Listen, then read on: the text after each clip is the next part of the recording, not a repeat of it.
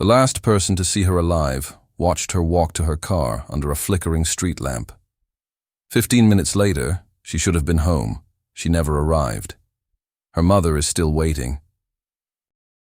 The diner sat on the edge of town where the road widened into 2 lanes, and the streetlights became fewer. It was the kind of place that had been there long enough that no one remembered it ever being new. The booths were red vinyl patched with duct tape in places where the seams had split, and the counter ran the length of the room with stools that swiveled and squeaked. The menu was laminated and sticky, offering breakfast all day, and the coffee pot was never empty. On Saturday mornings the place filled with farmers and truck drivers, and by evening it quieted into something slower. Just a few regulars and travelers passing through who needed a meal before the next stretch of highway. She had been working there since she turned 16, almost 2 years now. Her name was pinned to her uniform shirt on a small plastic tag, and she moved through the space with the ease of someone who knew where everything was kept, who could balance 3 plates on one arm and pour coffee without looking. She worked weekends mostly, Friday nights and Saturdays, sometimes a Sunday if someone called in sick. The money was not much, but it was hers, and she saved most of it in a drawer beneath her socks at home. Folded bills kept in an envelope with her name written on the front in her own handwriting. That Saturday had been long, but not unusually so. She arrived at noon and tied her apron around her waist and pulled her hair back into a ponytail that would stay neat for the next 8 hours. The lunch shift was steady, families coming in after errands, a birthday party of children crowding into the corner booth, their voices high and sharp in the way children's voices are when they are excited and confined. She brought them plates of pancakes and hamburgers and wiped syrup off the table afterward, pocketing the small pile of coins they left behind as a tip. The afternoon stretched and thinned. The cook worked quietly in the back, a man in his 50s who had been there longer than anyone could remember, who rarely spoke except to call out when an order was ready. Another server worked the morning shift and left at 3, and after that it was just her and the cook and whoever walked through the door. The owner came by once to check the register and count the cash and then left again, trusting her to lock up at the end of the night. She had done it before. She had the key on her keychain, a small silver thing that fit into the front door in the back. By 6 o'clock the light outside had started to soften. A man sat alone at the counter drinking coffee and reading a newspaper that had been left behind by someone else. A couple shared a booth near the window, not talking much, just eating and watching the road. She refilled their water glasses and brought the check when they asked for it. And when they left, she wiped down their table and reset it with clean silverware rolled into paper napkins. She had told her mother she would be home by 10. Her shift ended at 9, and it took maybe 20 minutes to close everything down, another 15 to drive home. Her mother had asked if she wanted a ride, but she said no. She had her car, the old sedan that had been her grandfather's before he died, and that now sat in their driveway with a dent in the passenger door and a radio that only worked on certain stations. She liked driving it. She liked the feeling of independence it gave her, the ability to come and go without waiting for anyone. Around 7, a group of teenagers came in, kids from the high school she recognized but did not know well. They were loud in the way teenagers are when they are trying to take up space, laughing too hard, pushing each other, ordering fries and sodas and splitting them between too many people. She brought their food and did not mind the noise. She had been that age not long ago, loud and restless and looking for something to do on a Saturday night in a town where there was not much to do. They left a mess of ketchup and crumpled napkins and a few dollars on the table, and she cleaned it without resentment. The cook left at 8. He untied his apron and hung it on the hook by the back door and told her to lock up behind him when she left. She nodded and said she would, and he walked out into the parking lot where his truck was parked under the single light pole that buzzed and flickered. She watched him go and then turned back to the empty diner. It was quiet now, just the hum of the refrigerator and the occasional car passing on the road outside. She wiped down the counter and refilled the napkin dispensers and checked that the salt and pepper shakers were full. She counted the tips in her apron pocket, a small pile of bills and coins that would go into the envelope at home. She thought about what she might do later that week, whether she had enough saved to buy the jacket she had seen in the store window downtown, the one with the soft lining and the zipper that went all the way up to the chin. A man came in just before 9. He sat at the counter and ordered coffee and a piece of pie, and she brought it to him and stood near the register while he ate. He did not talk much, just thanked her quietly and left $1 on the counter when he finished. She cleared his plate and washed it in the sink in the back, drying it and putting it away in the stack with the others. At 9, she locked the front door and flipped the sign to closed. She moved through the diner, turning off lights, checking that the coffee pot was unplugged, that the grill was cool, that nothing had been left out that should not be. She took the trash bag out to the dumpster behind the building, the heavy door swinging shut behind her with a metallic clang.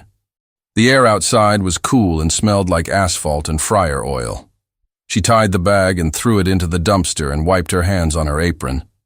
Back inside, she untied the apron and hung it on the hook where the cook had hung his. She counted the register and put the money in the zippered bank bag that would be picked up the next morning. She wrote the total on the slip of paper tucked inside and zipped it closed. She checked the locks on the back door and turned off the last of the lights and stood for a moment in the dim glow of the exit sign above the door. Her car was parked in the back lot, just 3 spaces away from the door. She had parked there every shift for 2 years, in the same spot or close to it, under the tree that dropped leaves in the fall and shade in the summer.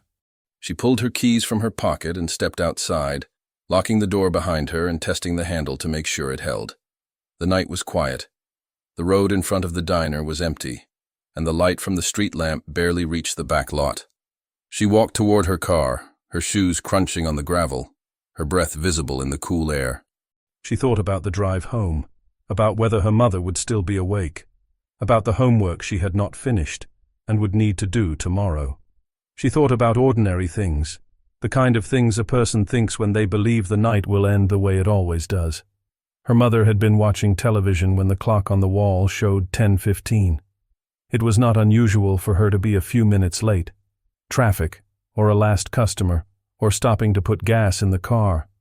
Her mother did not worry yet. She kept the volume low and listened for the sound of the car pulling into the driveway, the particular rattle of the engine that needed work but still ran well enough. By 10:30 she had turned off the television. The house was quiet except for the hum of the refrigerator in the kitchen and the settling sounds old houses make at night. She walked to the front window and looked out at the street.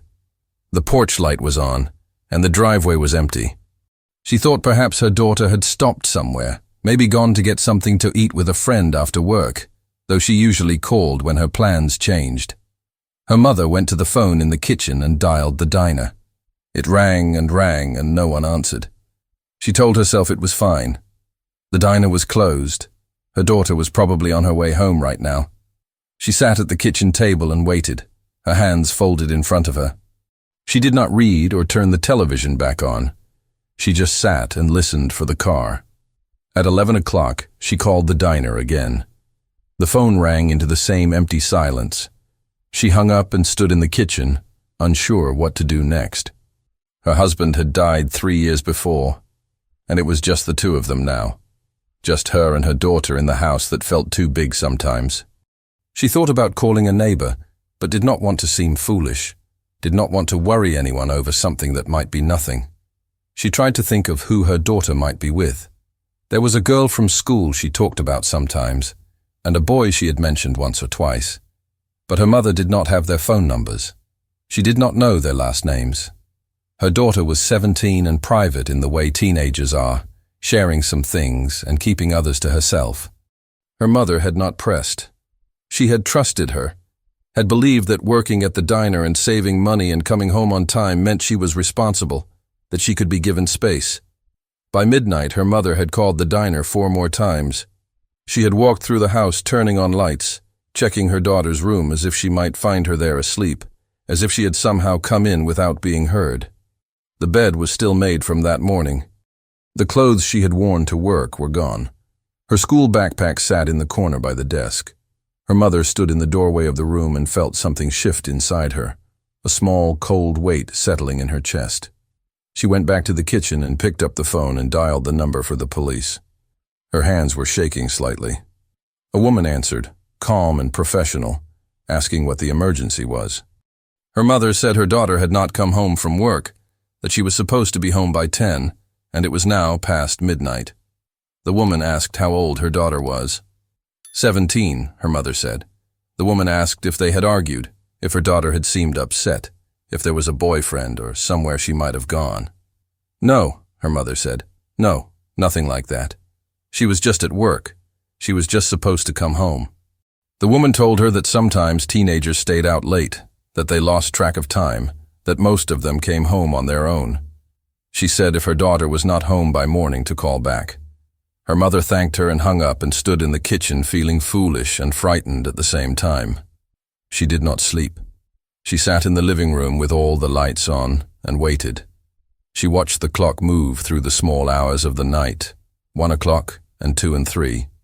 She thought about getting in her own car and driving to the diner, but she did not want to leave the house in case her daughter came home. She thought about all the ordinary explanations: a flat tire, the car breaking down, stopping to help someone, getting lost on a road she did not know. She thought of a dozen reasons that made sense, and none of them explained why her daughter had not called. At 4 in the morning, she walked outside and stood in the driveway. The street was empty and dark. The air was cold and still. She could hear a dog barking somewhere far away. She stood there for a long time, looking down the road in the direction her daughter would come from. And then she went back inside and closed the door. When the sun came up, she called the diner again. This time, someone answered. The owner, who had come in early to do the morning prep. Her mother asked if her daughter had closed the night before, if everything had been normal, if he had seen her. He said yes. She had closed. Everything had been fine. The money was all there and the place was locked up. He asked if something was wrong. Her mother said her daughter had not come home. There was a pause, and then he said he was sorry. He did not know anything about that. She had left at 9, like always. He said he would ask the cook, who was there now, if he had noticed anything. Her mother thanked him and hung up. She called the police again. A different person answered this time, a man who sounded young. She explained again that her daughter had not come home, that she had been missing now for more than 7 hours. He asked the same questions the woman had asked. He took down her daughter's name and description, what she had been wearing, what kind of car she drove. He said he would send an officer to the house. The officer arrived an hour later. He was older, with grey at his temples and a kind face that had seen too much. He sat at the kitchen table and wrote things down in a small notebook. He asked about her daughter's habits, her friends, whether she had ever run away before. Her mother said no, never. She was a good girl. She worked hard. She did not get into trouble. He asked if there had been any problems at home, any reason she might want to leave. Her mother said no. They got along fine. They were close. He nodded and kept writing. He asked for a recent photograph. Her mother went to the living room and took one from the shelf, a school picture from the year before. Her daughter was smiling in it, her hair pulled back, her eyes bright. The officer looked at it for a long time and then slipped it into a plastic sleeve and put it in his folder. He said they would start looking, that they would check with the hospital and talk to people who might have seen her. He said most missing teenagers came home within 48 hours. He said it in a way that was meant to be comforting, but her mother heard the word most and felt the cold weight in her chest grow heavier. After he left, she sat alone in the kitchen. The house was too quiet. She thought about calling her sister, who lived 2 hours away, but she did not know what to say yet. She thought about going to the diner herself, about driving the route her daughter would have taken home, but the officer had told her to stay by the phone in case her daughter called. So she stayed. She sat at the table and waited for the phone to ring, and the hours passed slowly, and the sun moved across the kitchen floor, and her daughter did not come home. By Sunday afternoon, the neighbors knew. Her mother had not meant to tell so many people so quickly, but the officer had come back with another officer, a woman this time, and they had knocked on doors up and down the street asking if anyone had seen anything Saturday night. The questions spread faster than answers. By evening, there were people standing in small groups on the sidewalk, talking quietly, looking toward the house where her mother sat by the phone. A neighbor brought over a casserole that no one would eat. Another came with her husband and offered to drive around and look, though they did not know where to look. Her mother thanked them and said the police were handling it. She did not know what else to say. She felt as though she were reading from a script she had not been given, saying words that sounded right, but felt hollow. The owner of the diner called and said he had put up a sign in the window asking if anyone had seen her. He said a few regulars had come in asking questions, wanting to know what happened. He said he told them he did not know, that she had just not come home. He sounded uncomfortable, as if he felt responsible somehow, and her mother told him it was not his fault. She did not believe her daughter had disappeared from the diner. She believed something had happened between there and home, on the stretch of road that should have taken 15 minutes. Monday morning, the police organized a search. It was not official at first, just a handful of officers walking through the woods behind the diner, looking for anything that seemed out of place. By afternoon, there were volunteers, people from the church her mother sometimes attended, parents of kids who went to the high school, men who worked at the hardware store and the grain elevator. They formed lines and walked slowly through the trees, their eyes on the ground, calling her name, even though no one expected an answer. Her mother wanted to go with them, but the police asked her to stay home. They said someone needed to be there in case her daughter called, in case she came back. So she stayed, and her sister came to sit with her, driving the 2 hours and arriving with red eyes and a suitcase. They sat together in the living room and did not talk much. The television stayed off. The phone rang twice, both times reporters from the local newspaper wanting to know if there was anything new. Her mother said no and hung up. The search went on for 3 days. They covered the woods and the fields, the drainage ditches along the highway, the empty buildings at the edge of town that had been sitting vacant for years. They found nothing. No sign of her. No sign of her car. Nothing that suggested she had been there at all. It was as if she had driven away from the diner and disappeared into the air. The police interviewed everyone who had been at the diner that night. The teenagers who had come in for fries and sodas, the couple who had sat by the window, the man who had ordered coffee and pie just before closing. They all said the same thing. She had been polite and normal, and there had been nothing unusual. The man who had been the last customer remembered her clearly. He said she had seemed tired but not upset. He said she had smiled when she brought him his pie.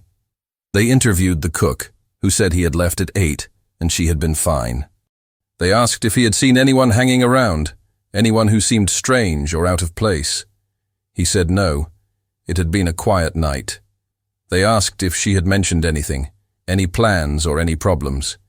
He said she had not talked much that night, but she never talked much.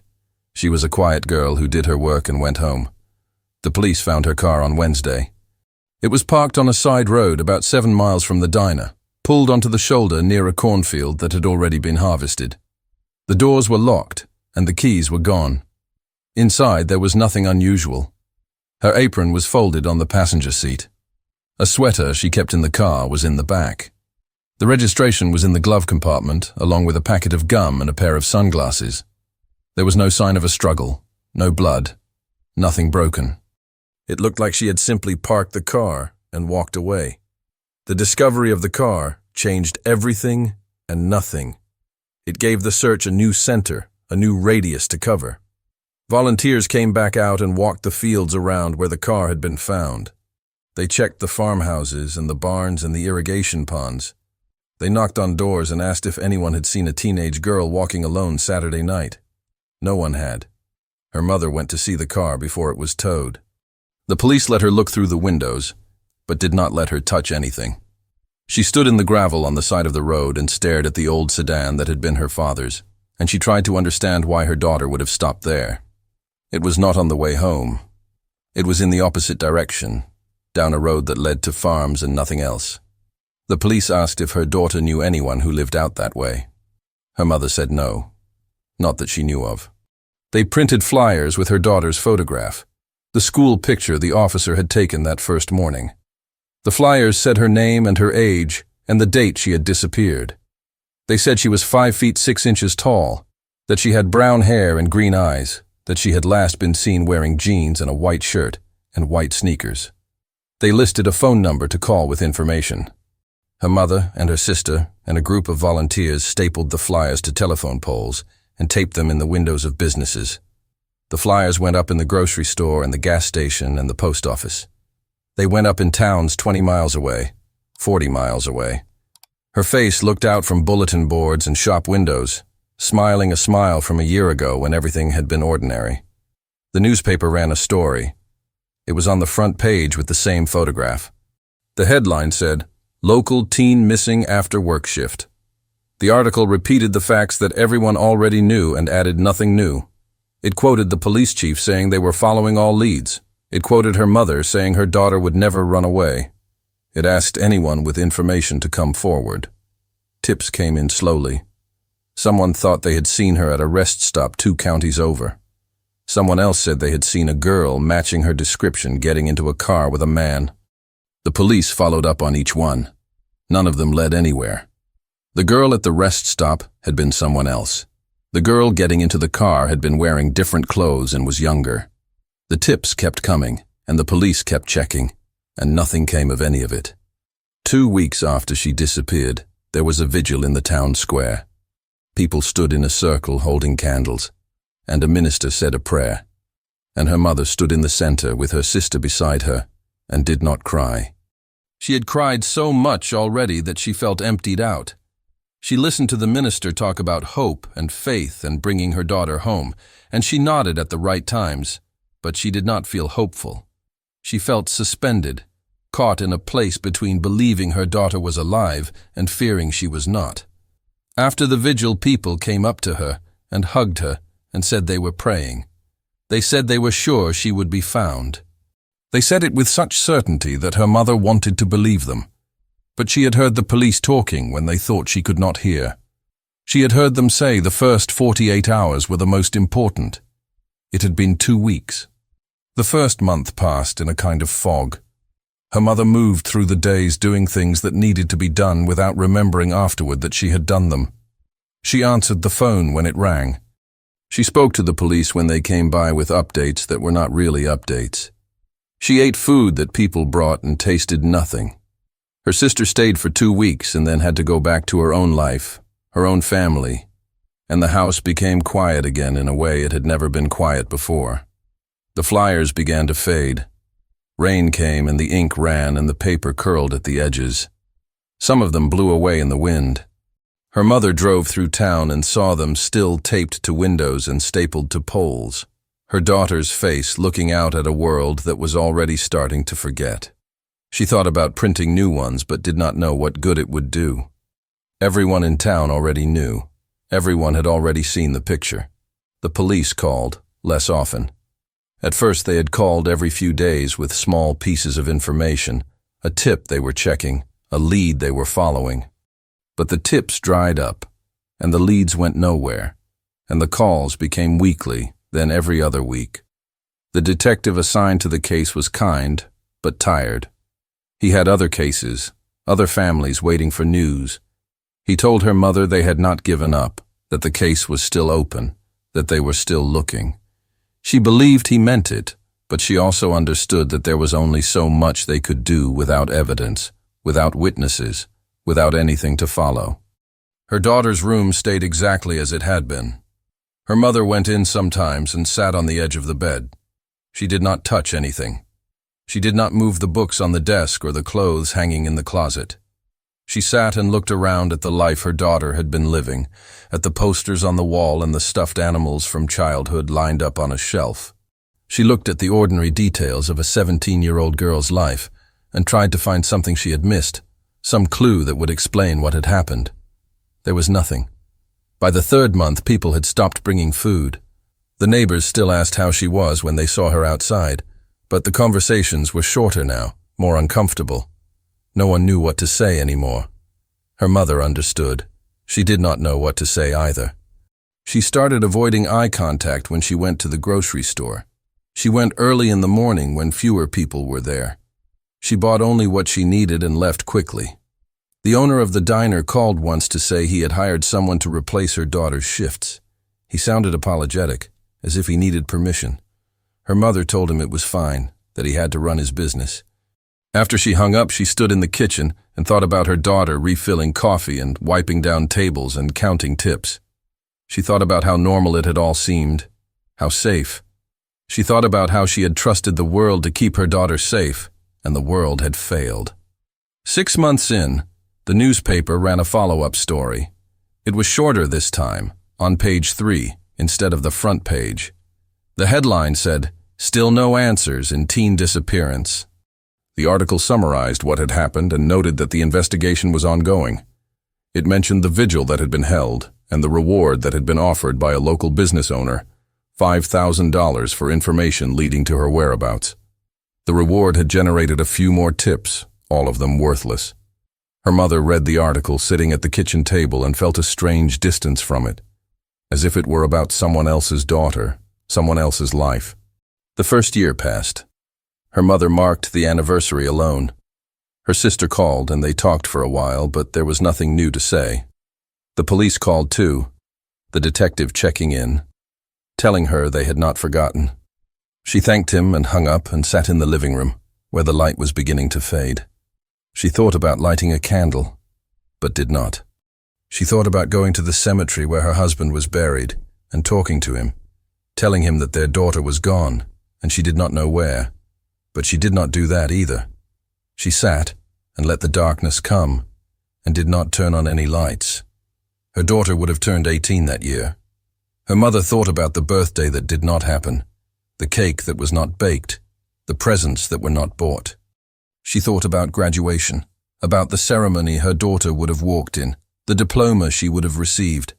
She thought about all the ordinary milestones that were passing unmarked, and she felt the weight of them pressing down on her chest until it was hard to breathe. By the second year, people had mostly stopped mentioning it. Her mother went back to work, part-time at first, and then full-time. She worked at the library shelving books and checking them in and out, and the routine gave her something to hold on to. Her co-workers were kind, but careful. They did not ask questions. They did not bring it up unless she did, which was almost never. She appreciated their discretion, even as it made her feel more alone. The flyers were gone now, taken down, or weathered away. Her mother still saw her daughter's face sometimes in her mind, smiling out from telephone poles that were now bare. She wondered if anyone else remembered. She wondered if people driving through town had any idea that a girl had disappeared from here, that a life had been interrupted and never resumed. She joined a support group for parents of missing children. It met once a month in the basement of a church 2 towns over. There were 6 other people in the group, mothers mostly, and one father whose son had vanished 5 years before. They sat in a circle and talked about their children and the not knowing.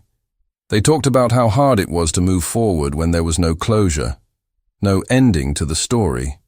They talked about the guilt they felt when they laughed at something or enjoyed a meal or went a whole day without thinking about their missing child. Her mother listened more than she talked.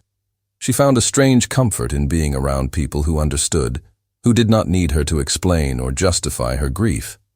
The third year was quieter than the first 2.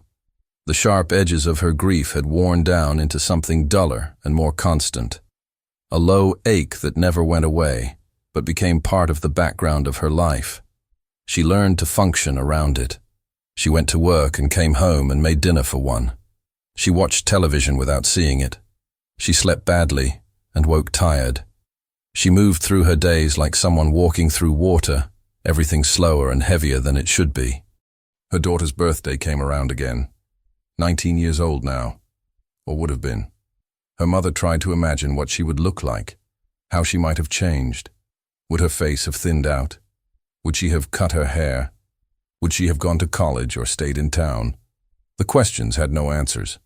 Her daughter existed now only as she had been at 17, frozen in time, permanently young while everyone around her aged. The detective retired. A new detective took over the case, a younger man who called and introduced himself and said he had reviewed the file. He sounded earnest and determined, and her mother appreciated that. But she also knew that reviewing the file would not bring her daughter back. The case was cold now. That was the word they used. Cold. As if it had once been warm and alive and had gradually cooled into something inert. 22 years after the girl disappeared, a nurse named Laura worked the night shift at a hospital in a city 3 states away. She had been a nurse for 15 years and had worked nights for most of that time. She preferred it. The hospital was quieter after dark, the hallways dimmer, the pace slower, except when it was not. She knew the rhythms of the night shift, the hours when patients slept, and the hours when they called out, when medication was due, and when rounds needed to be made. It was a Tuesday in October when the woman was brought in. She had collapsed at a grocery store, and the paramedics had brought her to the emergency department. By the time Laura's shift started at 11, the woman had been admitted and moved to a room on the 4th floor. Laura reviewed her chart during the handoff. The woman was 41 years old according to the ID she had been carrying, though something about that felt wrong to Laura in a way she could not immediately place. She had no local address, no emergency contact listed. The ID gave a name and a birth date and nothing more. The woman was unconscious when Laura checked on her the first time. Her vital signs were stable, but she had not woken since collapsing. The doctors suspected a seizure disorder, possibly undiagnosed, possibly untreated. They had run tests and were waiting for results. Laura adjusted the IV line and checked the monitors and moved on to her other patients. Around 2 in the morning, Laura came back to check on her again. The woman was awake this time, staring at the ceiling. Her eyes were open but unfocused, and when Laura spoke to her, she did not respond right away. Laura asked her name. The woman turned her head slowly and looked at Laura, and there was something in her expression that was hard to read, something that seemed both present and very far away. The woman said a name, the name that was on the ID. Laura wrote it down and asked if there was anyone she wanted them to call. The woman shook her head. Laura asked if she was in pain.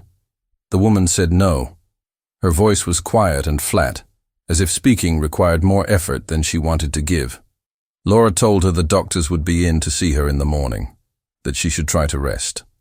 The woman nodded and closed her eyes. Over the next few nights, Laura saw the woman several times per shift. The doctors had decided to keep her for observation. The test results had come back showing abnormalities that concerned them. They wanted to run more tests, to figure out what was wrong and how to treat it. The woman agreed to everything without questions. She was compliant in a way that seemed less like cooperation and more like resignation. Laura noticed things, small things. The way the woman held her hands when she was nervous, fingers twisted together in a specific way. The way she tilted her head when she was thinking. The scar on her left forearm, pale and thin, the kind of scar that came from something sharp. Laura had seen thousands of patients over the years, and she did not usually pay this much attention to details that did not affect their care, but something about this woman pulled at her. On the 4th night, Laura sat down in the break room during her lunch hour and tried to figure out what it was that bothered her. The woman had given her name and her birth date, and there was no reason to doubt either. She had ID. She had a social security number that checked out when the billing department ran it. And yet something felt wrong. Laura thought about the way the woman spoke, careful and measured, as if she were translating from another language. She thought about how the woman never asked questions, never asked when she could leave or what the doctors had found. She thought about the absence of anyone coming to visit, of any phone calls or flowers or concern from the outside world. Laura went to the computer in the break room and opened a browser. She did not know exactly what she was looking for. She typed in the woman's name and the birth date from the ID and scrolled through the results. There were social media profiles and public records and nothing that seemed unusual. She tried different combinations of search terms. She added the city where the ID had been issued. She narrowed the dates. And then she found something.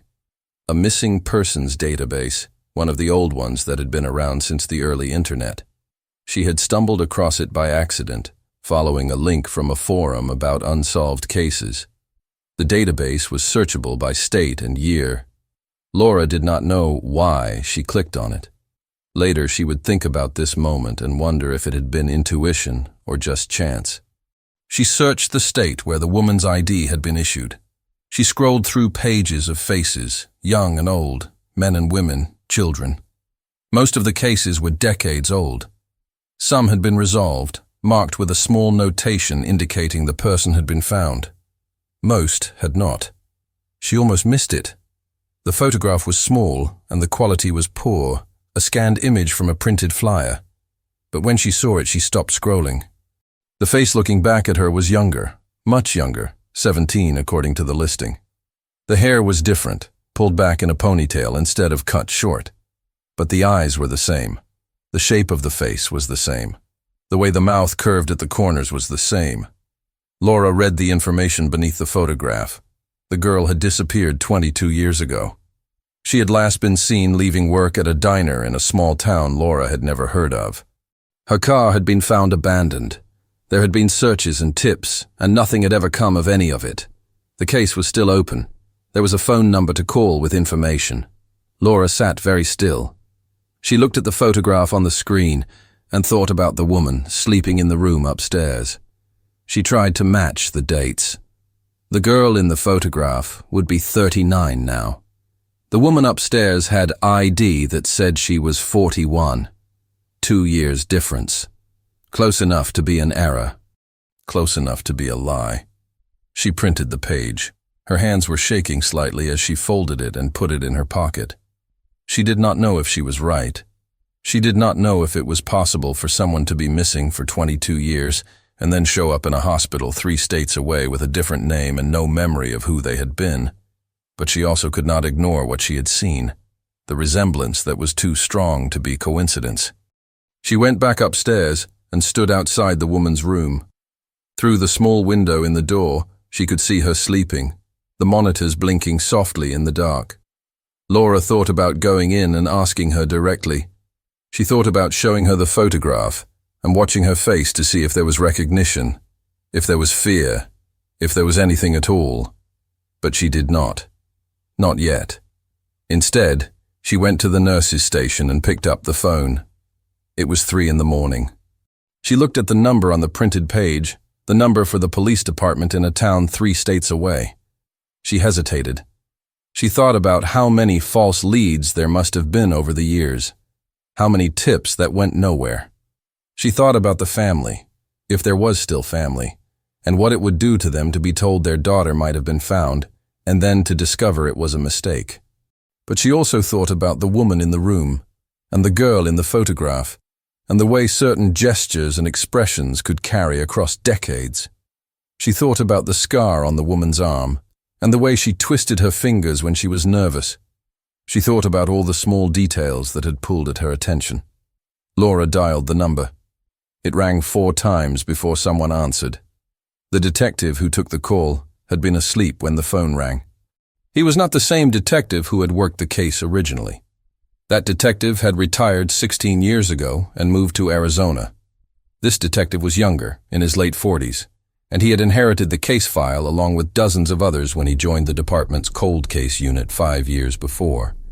He had read through the file once when he first got it, noting the details, the dead ends, the mother who still lived in the same house and who called every year on the anniversary. He listened to the nurse explain what she had seen. He asked questions about the woman's appearance, her age, her manner. He asked about the scar on her arm. He wrote everything down in the notepad he kept by the bed, his handwriting barely legible in the dark. When the nurse finished talking, there was a long silence. He asked if she was certain. She said she was not certain of anything, but that the resemblance was strong enough that she felt she had to call. He thanked her and hung up and sat in the dark for a while. His wife was asleep beside him, undisturbed. He thought about the file, about the photograph of the girl smiling in her school picture, about the mother who had been waiting for 22 years. He thought about how many times hope had been offered and taken away, how many false identifications there had been in the early years, how careful he would need to be now. In the morning, he drove to the station and pulled the file. It was thicker than most, full of reports and interviews and tips that had been checked and dismissed. He found the section on identifying characteristics. There had been a scar on the girl's left forearm from a fall off a bike when she was 12. He made copies of the relevant pages and the photograph and put them in a folder. He called the hospital and spoke to the nurse, Laura, who was still on shift. He asked if he could send the photograph, if she could look at it again in better light, and tell him if she still thought it was the same person. She said yes. He scanned the photograph and emailed it to her, and waited. 20 minutes later, she called back. She said she had looked at it carefully. She said she had gone to the woman's room and watched her while she slept, comparing the face in the photograph to the face on the pillow. She said she believed it was the same person. She could not be completely sure, but she believed it. The detective called his captain and explained the situation. The captain listened and then authorized him to travel. By that afternoon, the detective was on a plane. He brought the file with him and read through it again during the flight, studying the details, trying to prepare himself for what he might find. He arrived at the hospital late in the evening. Laura met him at the nurse's station and took him to the woman's room. She was awake, sitting up in bed, staring at the television that was on but muted. The detective stood in the doorway and looked at her for a long time. He saw what the nurse had seen. The resemblance was there in the shape of her face, in her eyes, in small movements and expressions. He introduced himself. He told her he was a detective from a town 3. He asked if he could speak with her. She looked at him without much interest and said yes. He came in and sat in the chair beside the bed and asked her name. She gave the name from the ID. He asked where she was from. She named a city he had never heard of. He asked about her family. She said she did not have any. He took out the photograph of the missing girl and placed it on the table beside the bed. He did not say anything at first. He just let her look at it. She glanced at it and then looked away. Her face did not change. He asked if she recognized the person in the photograph. She said no. He explained who the girl in the photograph was. He told her about the disappearance, about the car found on the side of the road, about the mother who had been waiting for 22 years. He told her that the nurse who had been taking care of her thought there was a resemblance. He said he thought so too. He asked again if she was sure she did not recognize the photograph. She was quiet for a long time. She looked at the television, and then at her hands, and then at the window where it was dark outside. She said she was sure. She said she did not know anything about a missing girl. She said her name was what the ID said it was. The detective asked if she would be willing to provide a DNA sample. She asked why. He said it would help them rule out the possibility that she was the missing girl, that it would settle the question definitively. She looked at him, and something passed across her face. Something that might have been fear or might have been exhaustion. She said she would think about it. He left his card on the table and told her to call him if she changed her mind. He thanked her for her time and left the room. In the hallway, he stood with Laura, and they spoke quietly. She asked if he thought it was her. He said he did not know. He said there was a resemblance, but that did not mean anything on its own. People could look alike. He said without DNA or fingerprints or some other concrete evidence, there was no way to be sure. He flew back the next morning. He called the mother before he left the airport. She answered on the third ring. He told her about the woman in the hospital and the resemblance the nurse had noticed. He told her that the woman claimed not to know anything about the missing girl. He told her he had asked for a DNA sample and was waiting to hear back. He heard the mother's breathing on the other end of the line, quick and shallow. She asked if he thought it was her daughter. He said he did not know. He said he did not want to give her false hope. She was quiet, and then she said she understood. She thanked him for calling. Before she hung up, she asked him to let her know as soon as he heard anything. He promised he would. Days passed. The detective called the hospital twice. The first time, Laura told him the woman was still there, still recovering, still refusing to provide DNA. The second time, she told him the woman had checked herself out. She had left early in the morning without telling anyone, had gotten dressed and walked out, and no one had seen where she went. The detective tried to find her. He called the phone number on the ID, but it was disconnected. He checked the address, but it did not exist. He put out inquiries in the city where the ID had been issued, but no one had heard of her. She had disappeared again, this time intentionally. He called the mother and told her. She listened and did not say anything for a long time. When she finally spoke, her voice was steady. She said maybe it had not been her daughter after all. She said maybe it was better not to know. She thanked him for trying, but the detective kept the file open. He kept the photograph the nurse had sent him, the woman in the hospital bed, and he compared it sometimes to the school picture of the girl. He could not shake the feeling that they were the same person. He could not shake the feeling that the girl who had disappeared 22 years ago had been found, and had chosen to stay disappeared. The mother lived alone in the house where her daughter had grown up. She still went to work at the library. She still attended the support group once a month. She still thought about her daughter every day, about where she might be, about whether she was alive or dead, about whether she would ever know the truth. She had learned to live with not knowing. She had learned that some absences are permanent, that some questions do not have answers, that some stories do not have endings. She had learned that a person can carry grief for decades and still get up in the morning, still make coffee, still go through the motions of a life. Sometimes she thought about the woman in the hospital, the woman who might have been her daughter. She thought about what it would mean if it had been her, if her daughter had been alive all this time and had chosen not to come home. She thought about what could cause a person to leave their life behind so completely, to become someone else, to refuse recognition even when it was offered. She did not have answers to those questions either. All she had was the waiting, and the memory of a girl who had left for work one Saturday night and never come home, and the hope that somewhere, somehow, that girl still existed in the world, even if she could no longer be found.